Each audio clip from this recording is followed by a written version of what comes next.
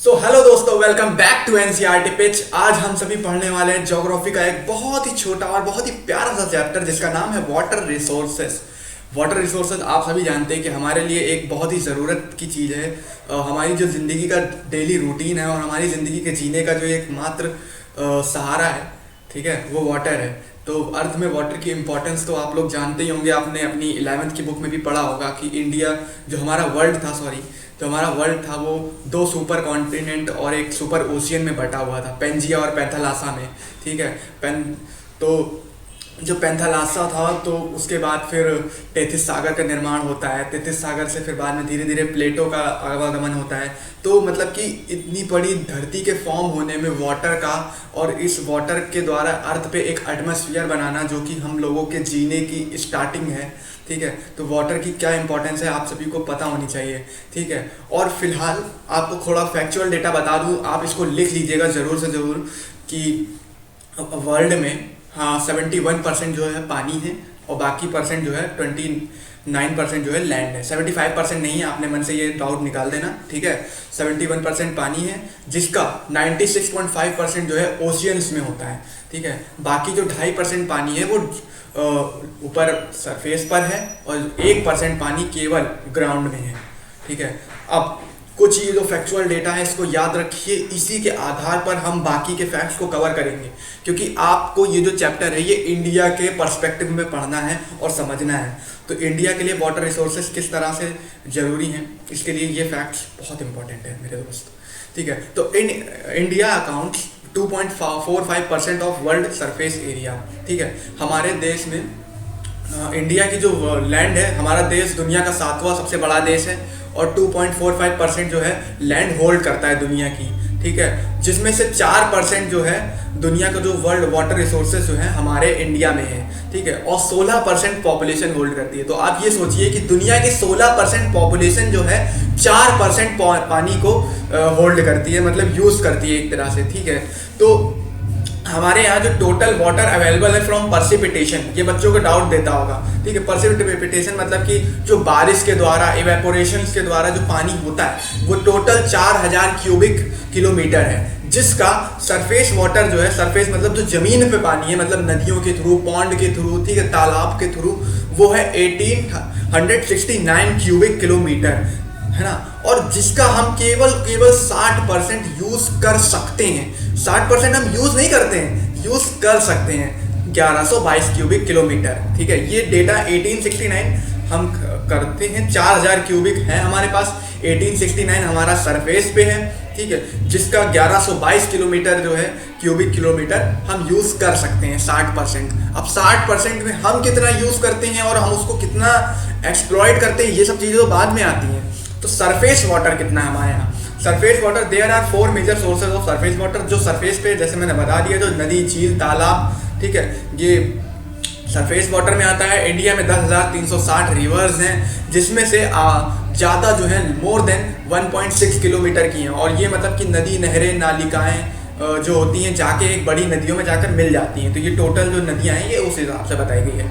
Main annual rainfall जो है हमारे यहाँ, एनुअल जो रेनफॉल होती है, जो मैंने बताया कि 4000 क्यूबिक किलोमीटर जो है वो टोटल होता है, जिसका 1869 क्यूबिक किलोमीटर जो है हम लोग रेनफॉल के द्वारा मिलता है। ठीक है, जिसका हम लोग इतना यूज़ कर सकते हैं। सिंपल सी चीज़ है, कोई नई चीज़ नहीं। ग्राउंड वाटर रिसोर्सेज क्या है? ग्राउंड वाटर रिसोर्सेज में जो जमीन के अंदर का पानी है वो 432 क्यूबिक किलोमीटर है। अच्छा, ये बताओ कि आपके मन में ये डाउट आता होगा कि ये पानी कौन नापने जाता है, ज़मीन के अंदर कौन चेक करने जाता है? तो दोस्त देखो, मुझे भी ये चीज़ नहीं पता कि किसने ये चीज़ें नापी है।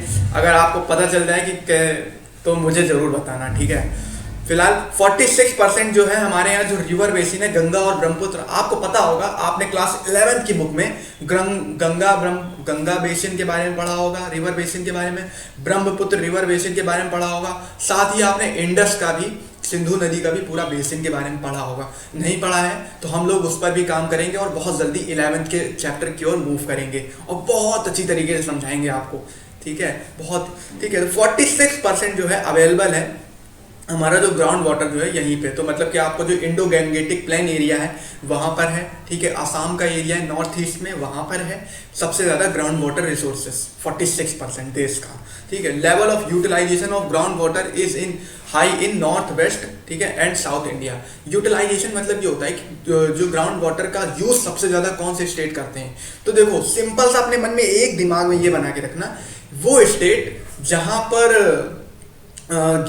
पर नदियों के स्रोत कम है या जो समुंदर के किनारे नहीं है, ठीक है, तो इसका मतलब वो किस चीज़ का यूज़ करेगा। अगर वो बीच में है जहाँ ना नदियाँ ज़्यादा नहीं है, समुंदर नहीं है, तो वो स्टेट को ज़्यादा ज़रूरत पड़ेगी, ठीक है, इसीलिए वो ग्राउंड का पानी यूज़ करेगा।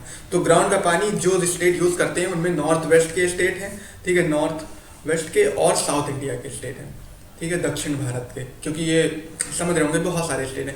और जो कम यूज़ करते, देखो ये डेटा आपको याद रखना पड़ेगा कि कौन से स्टेट हैं ग्राउंड वाटर का कम यूज़ करते हैं और कौन से स्टेट हैं जो हाई लेवल में यूज़ करते हैं, क्योंकि ये आपसे पेपर में मोस्टली पूछेगा, ठीक है। तो छत्तीसगढ़, उड़ीसा और केरला कम यूज़ करते हैं, जबकि मॉडरेट मतलब कि नॉर्मल जो मिनिमम जो यूज़ करते हैं इनमें गुजरात है, यूपी है और बिहार है, त्रिपुरा है और ये है, ठीक है, मिजोरम है, ठीक है। तो आपको ये इसलिए याद करना है क्योंकि देखो ये मॉडरेट का मतलब क्या है कि ये लोग ग्राउंड वाटर नहीं यूज कर रहे, तो कौन सा वाटर यूज कर रहे हैं, सरफेस का वाटर यूज कर रहे हैं। वाटर के दो सोर्सेस हैं, एक जमीन पे है और एक जमीन के अंदर है। तो जमीन के नीचे वाला कम पानी, सबसे कम पानी कौन यूज कर रहा है, छत्तीसगढ़, उड़ीसा और केरला।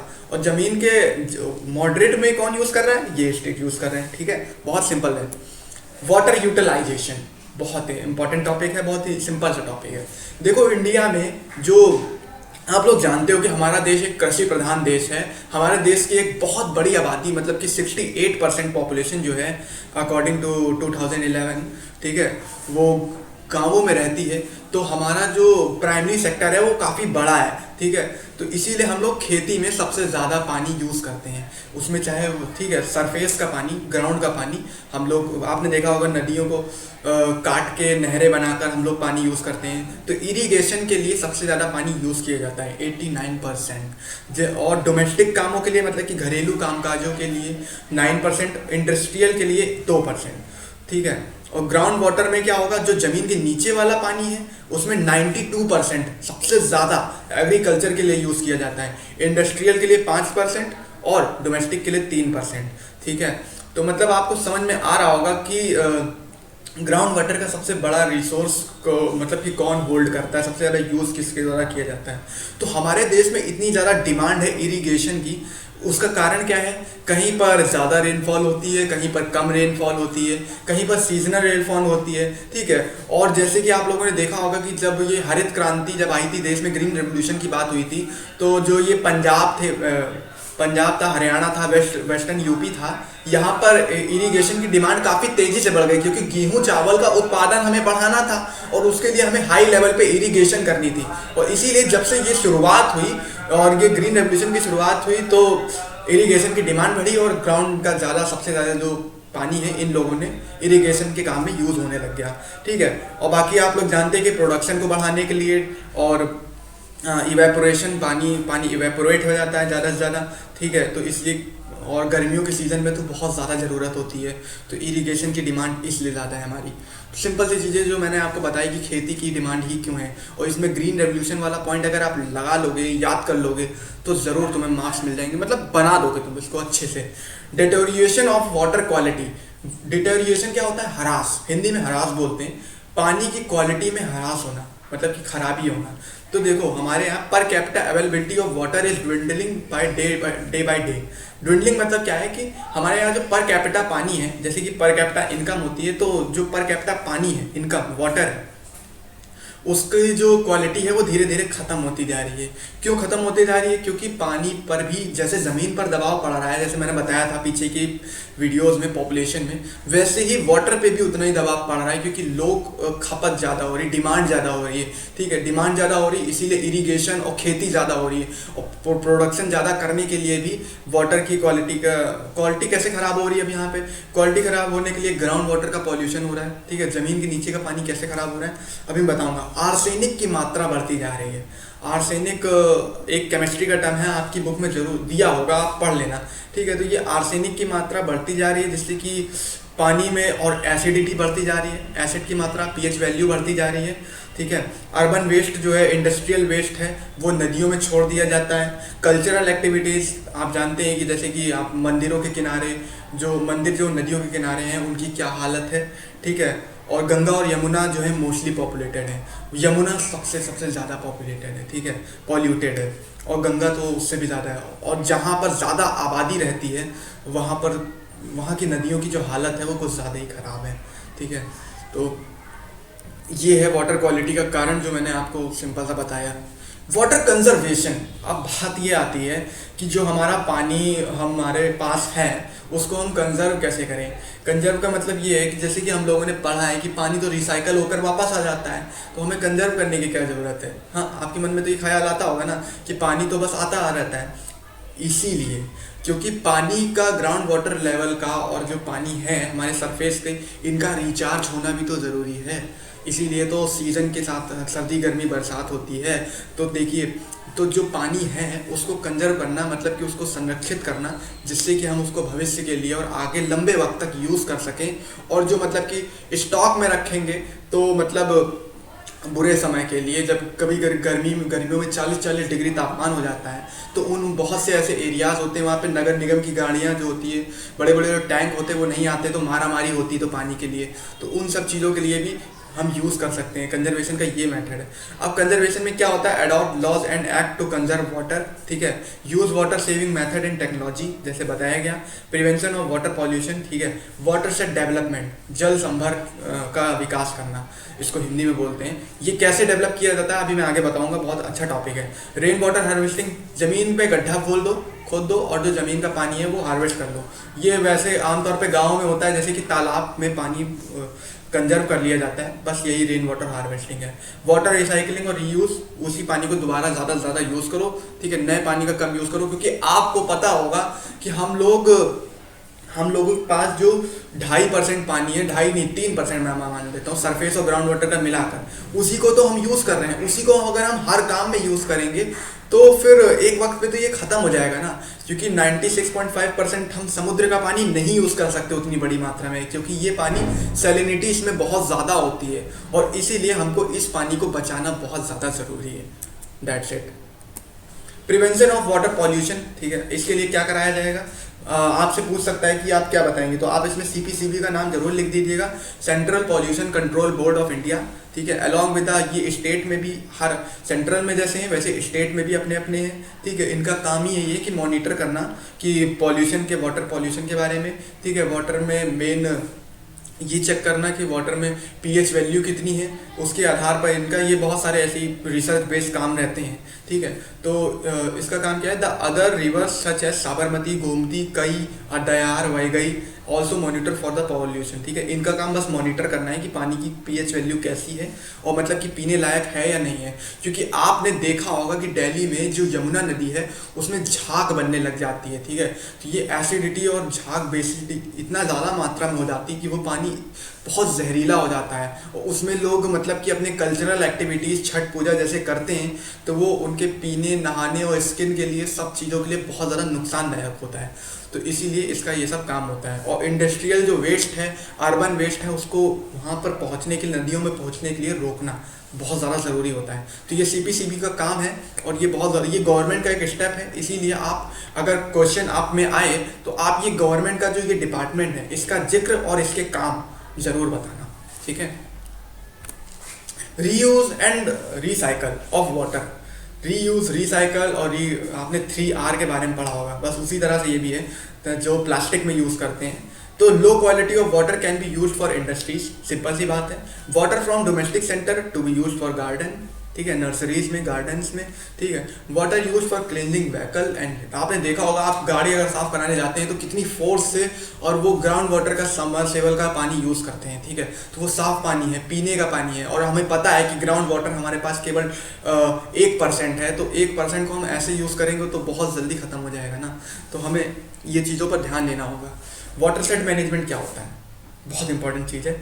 ये टॉपिक आपसे पूछेंगे, बहुत बहुत ज़रूरी टॉपिक है, प्लीज़ इसको याद करना ज़रूर। ठीक है। वाटरशेड मैनेजमेंट में क्या होता है कि ग्राउंड का पानी और सरफेस का पानी उसकी एफिशिएंसी बनाने के लिए उसको कंजर्व करा जाता है। मतलब कि ना ही वो खराब हो, उसकी क्वालिटी खराब हो, और ना ही उसका वो खत्म हो। तो उन दोनों चीज़ों पर कंजर्व करने के लिए वाटरशेड डेवलपमेंट का काम किया जाता है। आप इस डेफिनेशन को याद कर लीजिएगा। इस वीडियो के पीडीएफ नोट्स जो हैं हम लोगों ने कमेंट बॉक्स में दे रखे हैं, आप लोग जाइएगा देख लीजिएगा, और ना भी दे तो आप डिस्क्रिप्शन बॉक्स भी चेक कर सकते हैं। Prevention of run off, storage and recharge of ground water through percolation tank and recharge cells, ठीक है। Bring balance between natural availability and utility, सही बात है, ठीक है। इसका यही काम होता है कि जो नेचुरल पानी है और जो यूज़ करना है, ठीक है, कितना पानी हमारे पास आ रहा है और कितना पानी हम उसको यूज़ कर रहे हैं, उसके बीच बैलेंस बहुत बहुत ज़्यादा ज़रूरी होता है, ठीक है। हमारे पास इतना रहा है, लेकिन अगर हमारी यूज़ ज़्यादा हो रही है, ठीक है, और यूज़ वैसी वाली है कि मतलब इतनी ज़रूरत नहीं है इनकी, ठीक है, फिर भी हम उसको यूज़ कर रहे हैं दूसरे कामों में, ठीक है, तो इनके बीच में बैलेंस बनाने के लिए वाटरशेड मैनेजमेंट का काम होता है।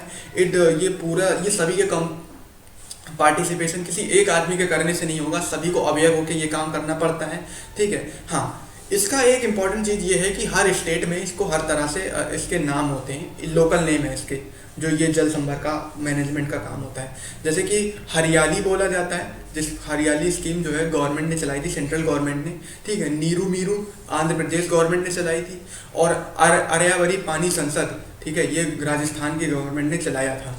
तो ये इनके नाम थोड़ा नीरू मीरू, हरियाली, ये सब दो नाम आप अगर आप याद कर लेंगे बस बहुत है, ठीक है। तो ये आप बता सकते हैं कि वाटरशेड मैनेजमेंट में कि एफिशिएंसी बढ़ाने के लिए और उसको कंजर्व करने के लिए ग्राउंड वाटर और सरफेस वाटर को हम ऐसे रखते हैं, और जिससे कि हम उसको और नेचुरल अवेलेबिलिटी और यूटिलिटी के बीच बैलेंस बनाते हैं। बस इतनी सी चीज़ बता देना। कंस्ट्रक्शन ऑफ डैम प्लांटेशन और ये सब चीज़ें आप कवर कर लोगे, ठीक है। Making compulsory to the public to make rain water harvesting before constructing building done in Tamil Nadu. Tamil Nadu में दोस्तों ये एक एक्ट बनाया गया है, ये नियम है वहाँ पर कि आप घर बनाने से पहले घर के नीचे ग्राउंड लेवल पे एक टंकी बनाएंगे, टंका टाका जो भी बोलते हैं, ठीक है, वो नीचे बना रहता है, और छत पे भी बहुत लोगों के बना रहता है, जिससे कि क्योंकि वहाँ पे पानी की कमी ज़्यादा है, ठीक है, ग्राउंड वाटर लेवल इतना नहीं है, इसीलिए लो है, इसलिए वहाँ पे ऐसा काम किया जाता है जिससे कि ग्राउंड वाटर लेवल लो होने पर भी और गर्मियों के वक्त पे यूज़ किया जा सके पानी को, ठीक है। Rain water harvesting, it is a method of capturing and storing rain water for various uses, ठीक है। रेन वाटर हार्वेस्टिंग सीधी चीज़ है, जो बारिश का पानी आ रहा है उसको बचाने का काम होता है, ठीक है, जिससे कि हम ग्राउंड वाटर को मैनेज कर सकें, वाटर वेल्स को मैनेज कर सकें। इट इम्प्रूव्स वाटर क्वालिटी, ठीक है, वाटर की क्वालिटी को इम्प्रूव करता है, वाटर पॉल्यूशन कम होता है, ठीक है।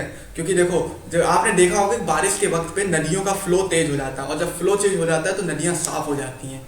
तो ठीक है, नदियों को कहा यह जाता है कि हमें नदियों को साफ करने की ज़रूरत नहीं है, बस उसमें कूड़ा डालना बंद कर दीजिए, नदियाँ खुद ब खुद साफ हो जाएंगी, ठीक है। डाइल्यूटेशन ऑफ सॉल्ट्स एंड, हाँ, पानी की सैलिनिटी कैसे बढ़ेगी, जब पानी गंदा होगा, ठीक है, तो पानी को गंदा होने से रोकना रेन वाटर हार्वेस्टिंग में आता है। Rain water harvesting is a practice in a different areas by tribes, ठीक है, हर तरीके से ये इसके लोकल नाम भी हैं, जिससे कि क्योंकि देखिए ये आज से नहीं हो रही है, जिसको आप साइंटिफिक कॉन्सेप्ट की तरह समझ रहे हैं ना, ये हमारे यहाँ जमानों से होती आ रही है इंडिया में, ठीक है। तो इसको समझना बहुत ज़्यादा ज़रूरी है कि हर एक लोकल, हमारे यहाँ लोकल्स भी इसको करते हैं, गाँव में किया जाता है, ठीक है, आदिवासियों द्वारा भी किया जाता है। Harvesting through the service wells and ये कुंड टाका, और कुंड और टाका बोला जाता है, ठीक है। आपने उसमें देखा होगा कि राजस्थान में कुई बनाई जाती है, कुआं नहीं होता है, कुई होती है। वो कैसे बनाई जाती है, आपके हिंदी के बुक में एक चैप्टर होगा, उसमें कुई और कुएं के बीच डिफरेंस बताया गया है, सेकंड बुक में, आप उसको जरूर पढ़िएगा। It increases ground water level, और ग्राउंड वाटर लेवल का इंक्रीज करता है रेन वाटर हार्वेस्ट। हम लोग जानते हैं कि गवर्नमेंट ने पानी को लेकर क्या स्टेप्स लिए, क्योंकि हमने कम्युनल स्टेप्स के बारे में समझ ही लिया है। तो नेशनल वाटर पॉलिसी, ठीक है, ये मल्टी नेशनल मतलब क्या है, पूरे देश में किया जाने वाला पॉलिसी, ठीक है। इसका उद्देश्य क्या था, ये समझने से पहले आपको ये जानना होगा कि पानी का सही से इस्तेमाल करना, अच्छे से इस्तेमाल करना, और कम पानी को ज़्यादा से ज़्यादा तरीके से मल्टीपर्पज़ से यूज़ करना, ठीक है।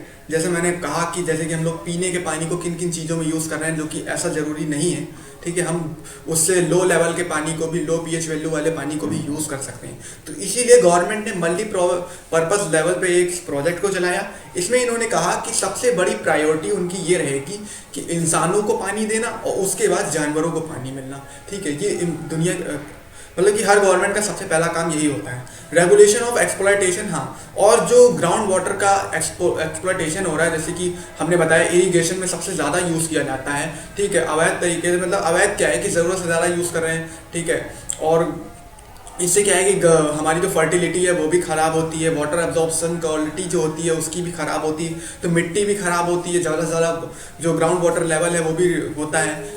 और इंडस्ट्रीज़ में आप लोग देखते हैं किस तरह से यूज़ किया जाता है। और हाउस होल्ड को तो गवर्नमेंट नहीं रेगुलेट कर सकती, क्योंकि वो तो लोगों को समझना होगा कि घर के पानी को किस तरह से और कितने अच्छे तरीके से यूज़ करना है। ठीक है, both surface and ground water की क्वालिटी को भी बढ़ाने का भी काम करना है। ठीक है, इंक्रीज, और जिसके लिए सीपीसीबी का निर्माण किया, सेंट्रल बोर्ड ऑफ पॉल्यूशंस के बारे में मैंने बताया था। Awareness of importance of water to be imparted to the common people, simple सी बात है, इम्पोर्टेंट कॉमन लोगों के पास पहुंचाना। Conservation of water to be realised that all people, ठीक है, ये सबकी ज़रूरत है, सब लोगों का जीवन जो है इसी से चलता है।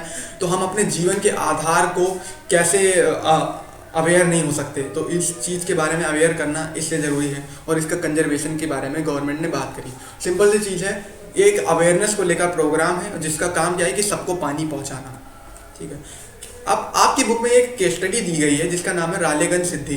ठीक है, ये महाराष्ट्र का एक गांव है। ठीक है, और ये एक आर्मी के एक रिटायर्ड व्यक्ति थे। उन्होंने गांव में जिस तरह से एक कम्युनल लेवल पे एक बहुत बड़ा काम किया, जिसको गवर्नमेंट ने भी सहारा दिया, और आप एक एनसीईआरटी बुक में पढ़ रहे हैं इनके काम को, तो सोचिए इनका काम कितना बड़ा सराहनीय है। ठीक है, तो इन्होंने वाटर सेट मैनेजमेंट और डेवलपमेंट के लिए काम किया, लोगों को कन्विंस किया कि हमारे, क्योंकि इनका जो गाँव था वहाँ पर उस तरह से बारिश नहीं होती थी, उस तरह से मतलब यहाँ पे खेती नहीं हो पाती थी। ठीक है, इसलिए इन्होंने वाटर सेट डेवलपमेंट के बारे में काम किया। तो बाहर के लोगों को बुलाया, मतलब कि वॉलंटियर्स को बुलाया, मतलब कि वो गड्ढे करवाए, और मतलब डेवलपमेंट, तालाब का निर्माण कराया, आप समझ सकते हो, पॉन्ड का निर्माण कराया। ठीक है, और इसमें क्या किया कि जैसे कि हमारी जो उस वक्त पे क्या था, गांव में बहुत दूर दूर से लोगों को पानी लेने के लिए जाना पड़ता था, तो उसको रोकने के लिए, उसको कम करने के लिए, लोगों को लिवलीहुड को आसान करने के लिए भी इनका मेन मकसद था। तो इसके लिए इन्होंने तरुण मंडल का निर्माण करा। तरुण मंडल जो कि was form to control pollution, किसके लिए, कौन सा पॉल्यूशन, वाटर पॉल्यूशन। ठीक है, कंट्रोल ग्रेजिंग स्टार्टेड, है ना। और जो चरवाहे हैं, चरवाहों से क्या होता था कि जितना ज़्यादा घास चली जाएगी, और घास का जो जंगली जानवर आएंगे, तो इससे क्या होगा, पानी की क्वालिटी भी ख़राब होगी। इसीलिए ग्रेजिंग का काम अलग से करवाया, चरने वाला। ठीक है, dry crops were started growing. ठीक है, ड्राई क्रॉप्स को स्टार्ट करा, इसलिए करा क्योंकि ये कम पानी लेती थी। ठीक है, तो इसीलिए इनको यूज़ किया। ठीक है, फिर बाद में ऐसी ऐसी क्रॉप्स भी उगाई जो कि पानी की ज़्यादा एफिशिएंसी पड़ती है, तो दोनों तरह की अवेलेबिलिटी हो गई। इस गांव की डिपेंडेंसी जो थी औरों पे ख़त्म हो गई, और ये गांव धीरे धीरे एक इंडिपेंडेंट बन गया। और कैसे बना, एक वाटर सेट, पानी हमारे सभी के जीवन का आधार है, और ये एक बहुत बड़ी चीज़ है, और एक बहुत बड़ा एग्जांपल है कि वाटर सेट का डेवलपमेंट करके और लोगों के बीच एक अवेयरनेस फैलाकर उस गाँव को और उस गाँव के लोगों को आपस में इंटरडिपेंडेंट कराया और स्वरोजगार दिलवाया। That's it.